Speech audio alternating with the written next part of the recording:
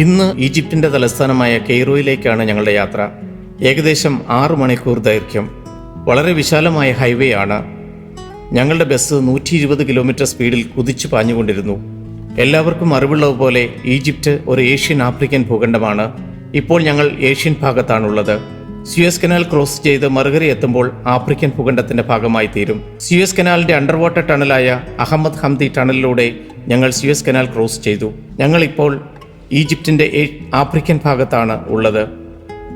ഞങ്ങൾ കെയ്റോയിലെത്തി. കെയ്റോ ഈജിപ്തിന്റെ തലസ്ഥാനമാണ്. ആദ്യം കാണാൻ പോയത് തിരുക്കുടുംബം ഒളിവിൽ പാർത്ത ഹോളി ഫാമിലി ദേവാലയമാണ്. കോപ്റ്റിക് ചർച്ച് ആണിത്. ഓൾഡ് കെയ്റോയിലാണ് ഈ ദേവാലയം സ്ഥിതി ചെയ്യുന്നത്. ഈ പ്രദേശം കോപ്റ്റിക് കെയ്റോ എന്നും അറിയപ്പെടുന്നു. ഞങ്ങൾ ദേവാലയത്തിനുള്ളിൽ പ്രവേശിച്ചു. ആദ്യം കണ്ടത് തിരുക്കുടുംബം വെള്ളമെടുത്തിരുന്ന ഒരു കിണറാണ്. അത് കണ്ടതിന് ശേഷം പടവുകളിറങ്ങി ഗുഹാസമാനമായ ഒരു സ്ഥലത്തെത്തി.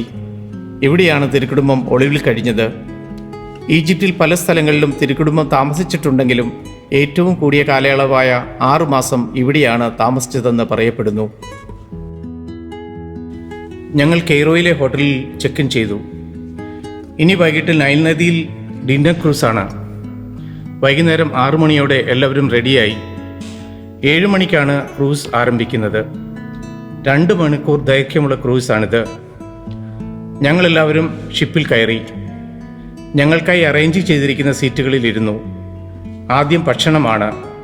പിന്നെ ഈജിപ്ഷ്യൻ കലാരൂപങ്ങളായ ബെല്ലി ഡാൻസ്, തനൂറ ഡാൻസ് എന്നിവയുമുണ്ട്. എല്ലാവരും ഭക്ഷണവും കലാരൂപങ്ങളും ആസ്വദിച്ചു. ചിലർ മുകളിൽ കയറി നിന്ന് നൈൽ നദിയുടെ രാത്രി സൗന്ദര്യം ആസ്വദിച്ചു.